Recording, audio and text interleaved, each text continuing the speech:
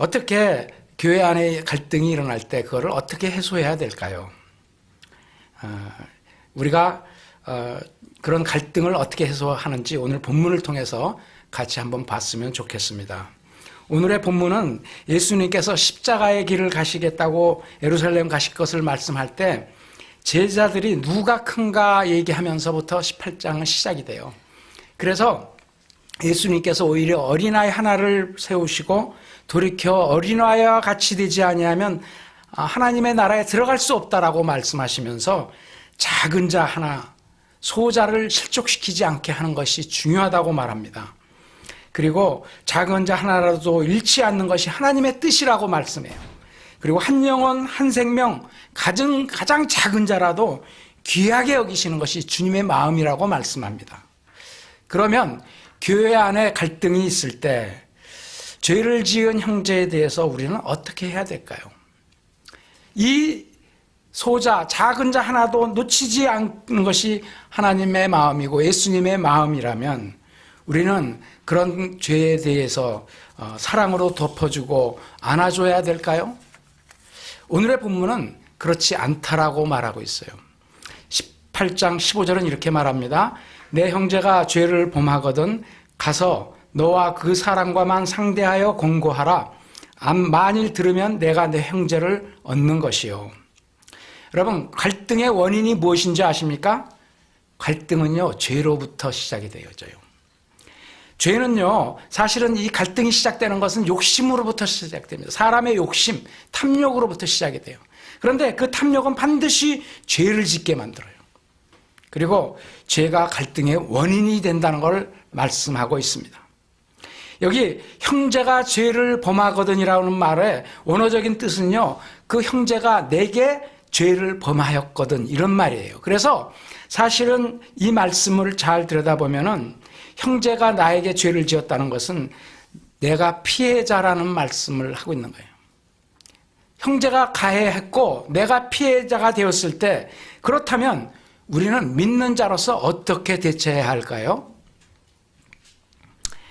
대부분의 경우에 이런 일을 당하면 분노합니다. 노를 바라게 되어 있어요. 어떻게 나에게 이런 일을 할 수 있는가? 그리고 그것에 대한 안갚음을 갚으려고 기회를 엿보는 것이 맞습니다. 그리고 상대방의 잘못에 대해서 사람들에게 많이 알려요. 그 두 가지 이유가 있어요. 하나는 그 사람을 창피주고 그 사람이 못된 걸 드러나게 하려는 의미가 있고 다른 하나는 내 편 만드는 거예요. 그래서 우리 편 많이 만들어서 사람이 다 내 편 되면 그 사람을 어떻게 시켜요? 왕따 시키는 거죠. 여러분, 이게 세상적인 방법입니다. 그런데 여러분과 저는 예수를 믿는 사람이에요. 믿는 사람은 그럼 이런 때 어떻게 해야 되나요? 오늘 예수님께서는요, 그 가르침을 주고 있습니다. 너와 그 사람만과만 상대하여서 다른 사람 모르게 조용히 단둘이만 만나라고 말씀하고 있습니다. 그리고 가서 공고하라고 말합니다.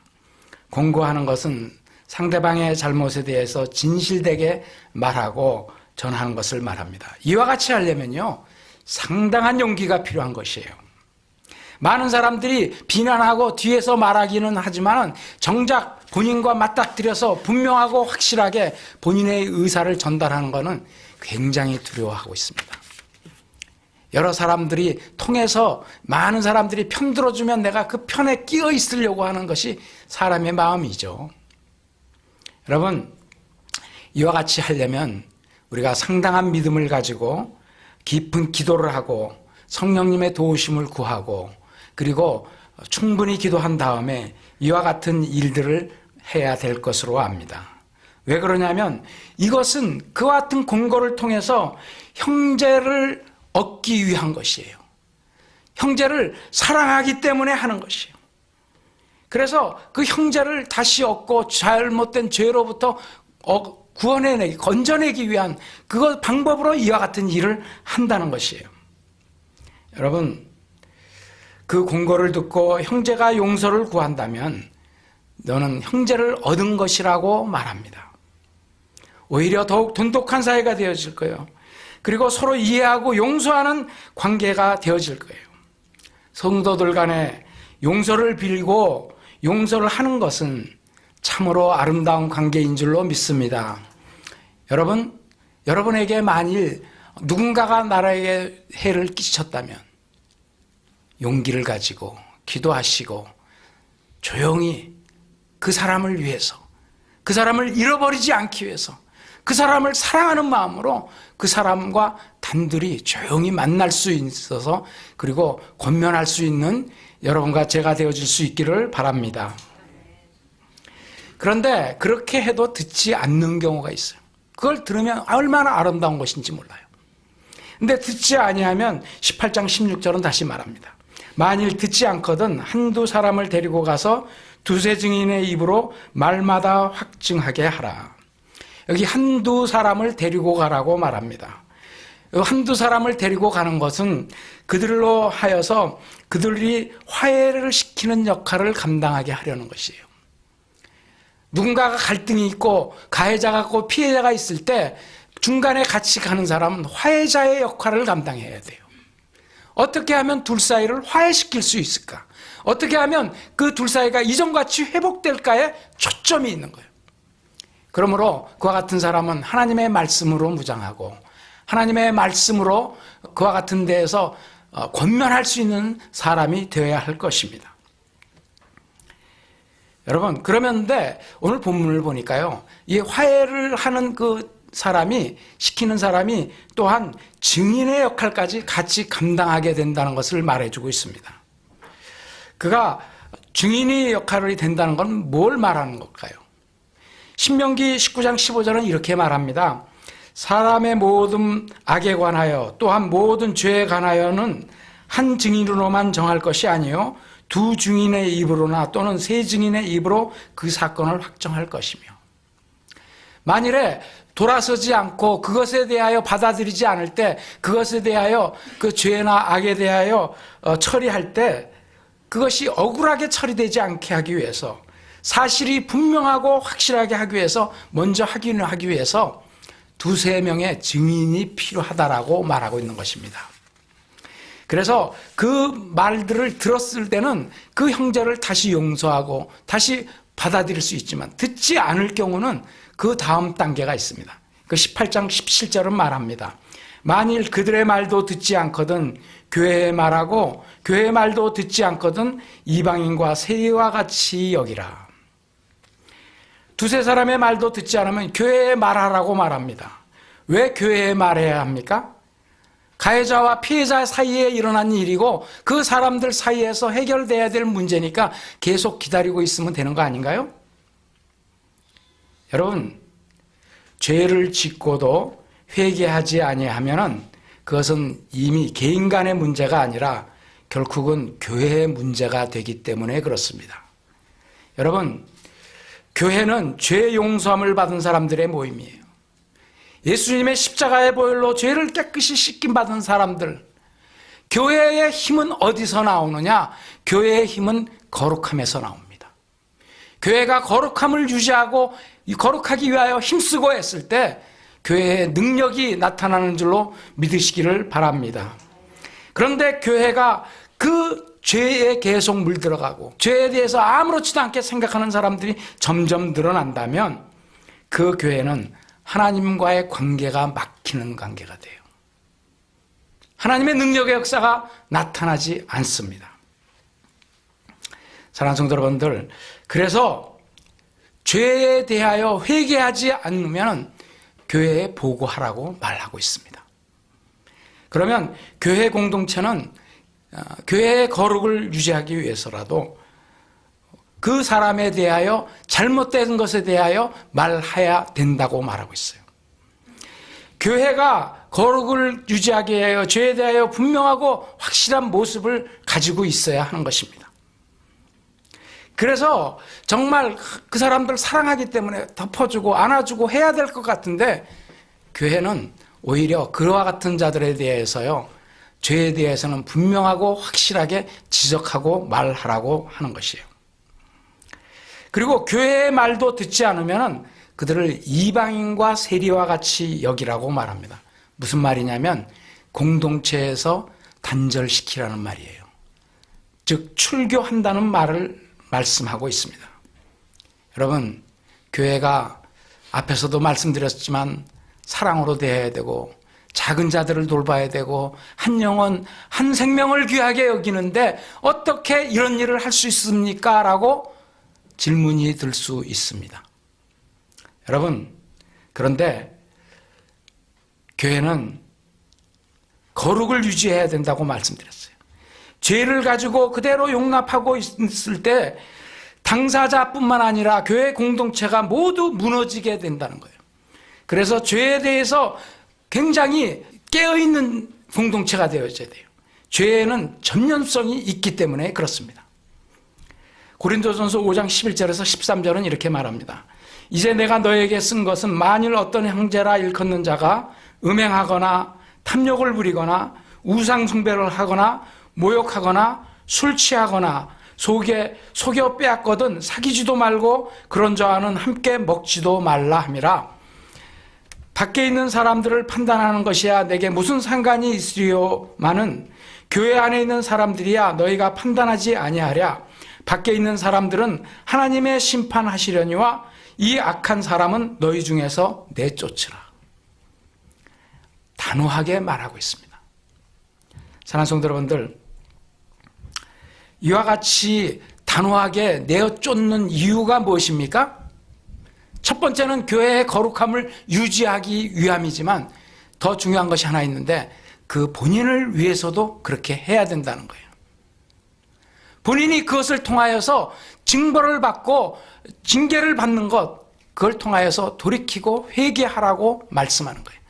사랑하는 성도 여러분들, 교회에서 권징을 하는 것은 징계 자체에만 목적이 있는 것이 아니고 그 사람을 돌이키게 하기 위하여서 회개하고 회복시키기 위하여서 이와 같은 일들을 두고 있다는 것을 알 수 있기를 바랍니다. 이 시대는요, 정말 교회의 권징이 사라진 시대예요. 교회의 권위가 약화되어 있었어요. 그래서 누군가의 잘못에 대해서 지적하면 그것을 받아들이기보다는 반발하는 일이 얼마나 많은지 몰라요. 여러분, 그런데 그 신앙의 모습의 핵심은 무엇입니까? 그것은요, 내가 중심이 되어 있는 신앙이에요.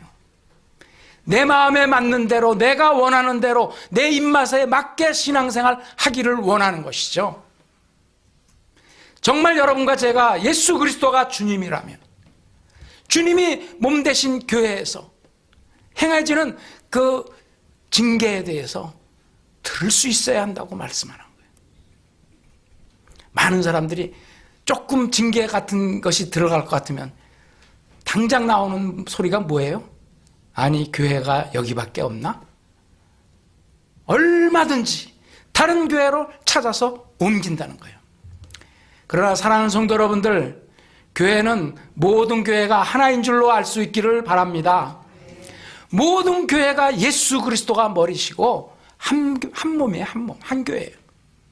그런데 그것을 받지 못하고 다른 교회로 옮기겠다는 것은 사실은요, 자기 마음대로 하겠다는 거예요.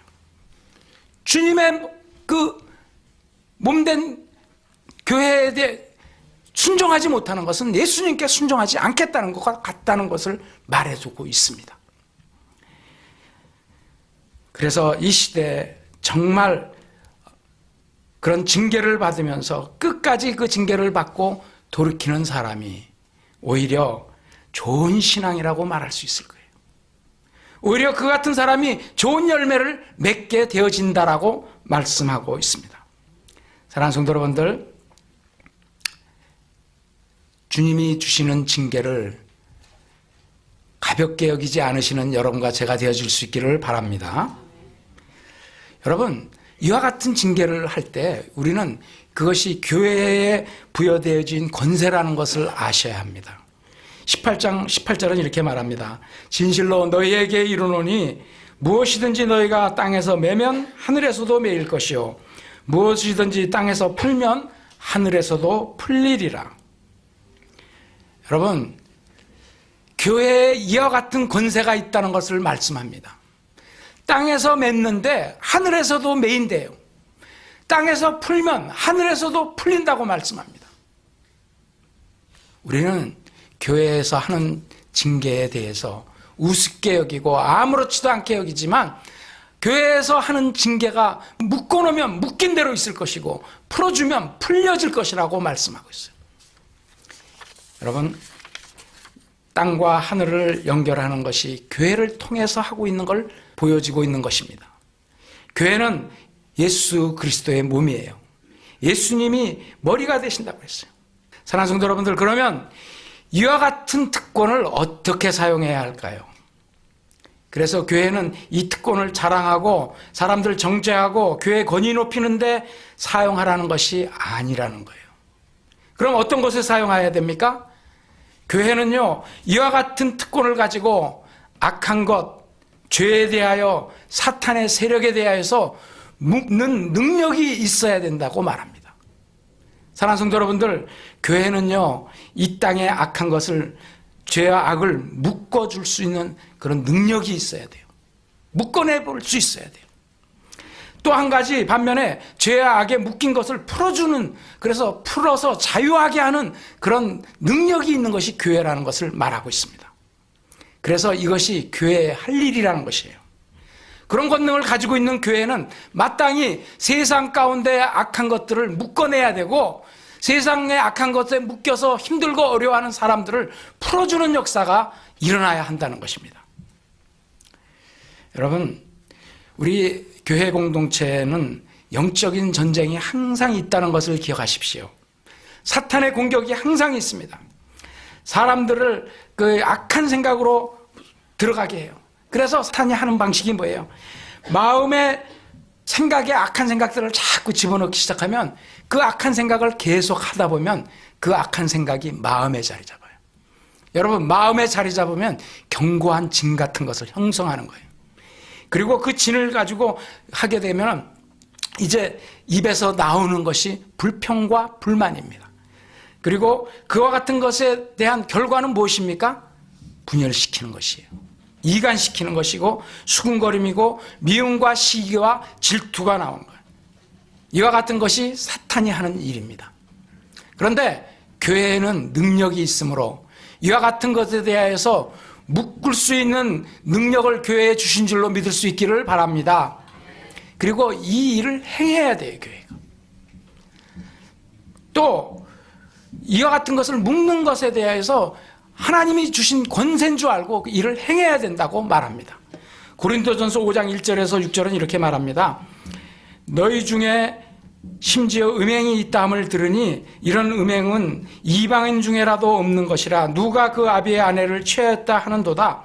그러하고도 너희가 오히려 교만하여져서 어찌하여 통한이 여기지 아니하고 그 일 행한 자를 너희 중에서 물리치지 아니하였느냐. 이런 자를 사단에게 내주었으니 이는 육신은 멸하고 영은 주 예수의 날에 구원 얻게 하려 함이라. 너희의 자랑하는 것이 옳지 아니하도다. 적은 누룩이 온 덩이에 퍼지는 것을 알지 못하느냐. 사랑하는 성도 여러분들, 악한 세력에 대해서 묶고 쫓아내는 역사가 교회 안에 있는 줄 알과 함께 묶인 것이 풀어지는 것도 교회 안에 있는 줄 알 수 있기를 바랍니다. 죄에 묶인 자는 사탄의 종노릇을 하게 되어 있어요. 죄가 그를 붙들고 있어요. 그리고 그 죄가 사탄이 이끄는 대로 끌려가는 사람이 되어지고 마는 것이에요. 그래서 그와 같은 사람들은요, 권면해도 쉽게 듣지 않습니다. 마음이 강팍해져 있습니다. 그리고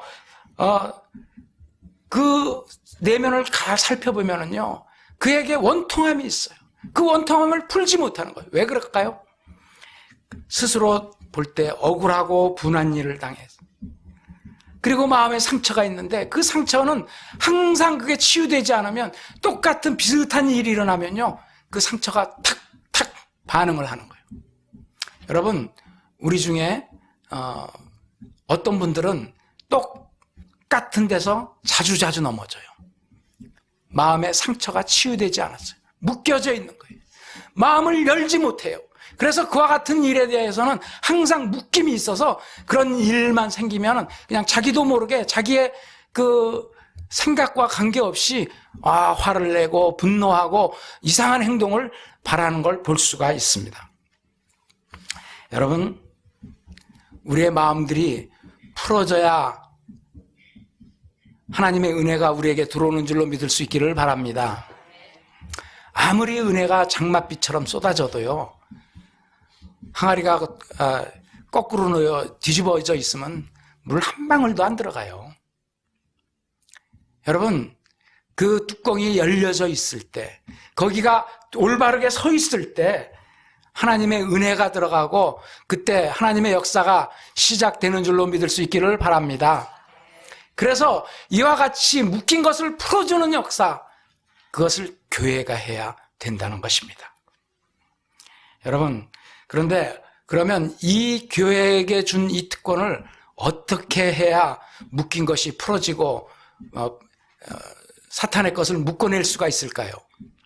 여기 그 행사하는 방법을 가르쳐주고 있습니다.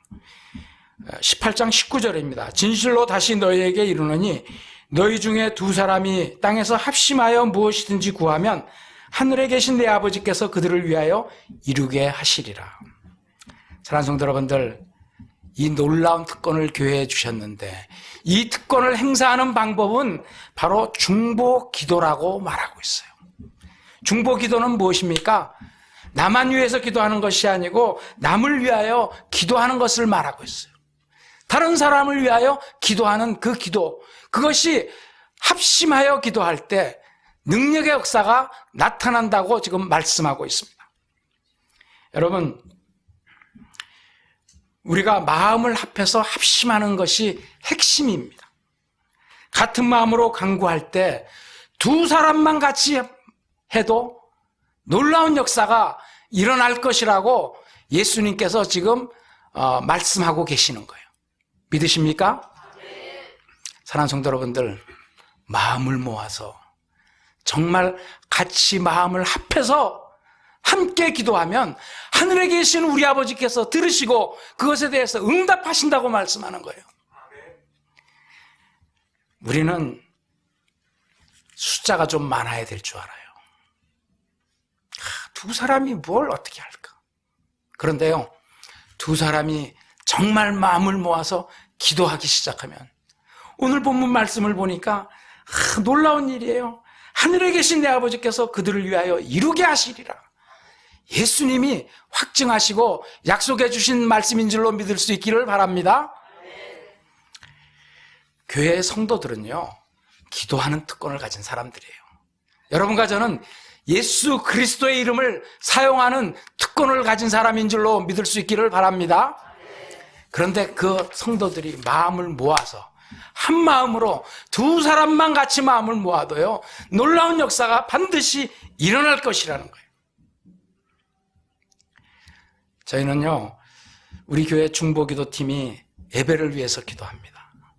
예배 들어오기 전에 예배가 왜 악한 사탄 틈타지 못하고 온전히 하나님께 드리는 예배를 위해서 항상 중보기도팀이 기도해줘요. 말씀 전하는 자를 위해서 기도하고 목회자들을 위해서 기도하고 성도들의 모든 기도의 제목들을 두고 기도해요. 주님, 하나님께서 이 기도를 들으시고 응답하시는 줄 알고 기도하시는 중보기도팀 되시기를 바랍니다. 여러분, 두 사람이 마음을 모으는 것, 참 이게 굉장한 힘을 발휘한다는 거예요. 사랑하는 성도 여러분들, 자녀들이 문제가 있으십니까?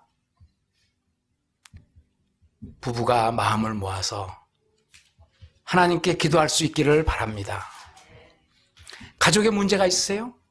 여러분, 가족이 마음을 모아서 하나님께 기도할 때 응답될 줄로 믿으시기를 바랍니다.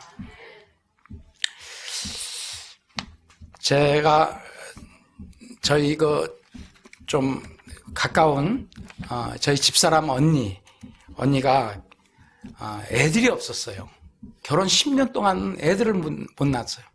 그래서 저희가 뒤늦게 결혼했는데 우리가 애를 낳으니까 좀 미안해지는 거 있죠. 그리고 그거를 두고 이렇게 항상 기도를 하는데 아직 그 아이를 못 낳았어. 그런데 그 두 부부가 항상 일하기 전에 두 손 모으고 하나님께 예배하고 둘이서 마음을 모아서 기도하는 거예요. 그리고 옆에 있는 사람들도 같이 마음을 모아서 기도하기 시작했어요. 그리고 얼마 되지 않아서 비록 10년이 지났지만 딸을 낳고 아들을 낳고 하나님이 역사를 하시고 그 기도를 들으시고 응답해 주시니까 그 가정이 아주 하나님의 큰 복을 받는 가정이 됐어요. 그래서 그 대전에서 아주 지금 큰 건설회사를 운영하고 대통령 표창을 받고 또 장로님으로서 교회 잘 섬기고 이번에 은퇴하게 됐다고 연락이 왔더라고요.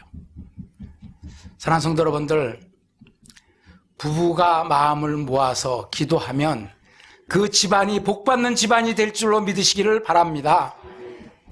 여러분, 복받는 집안 되려면 마음 모으는 게 필요해요. 그리고 하나님께 기도해요. 기도. 우리 교회에 여러 가지 일들이 있을 때마다 우리가 할 수 있는 것이 별로 없어요. 우리는 별 힘이 없어요. 그런데 우리에게 할 수 있는 것이 있습니다. 그것이 무엇입니까? 기도입니다.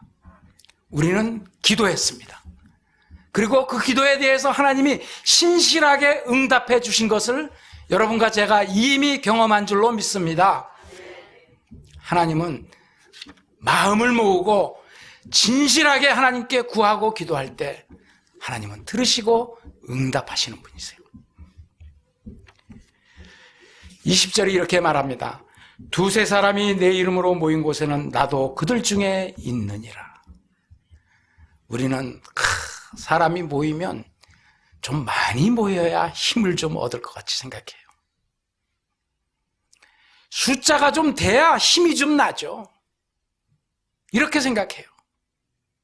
그런데 주님께서는 그렇게 말씀하지 않아요.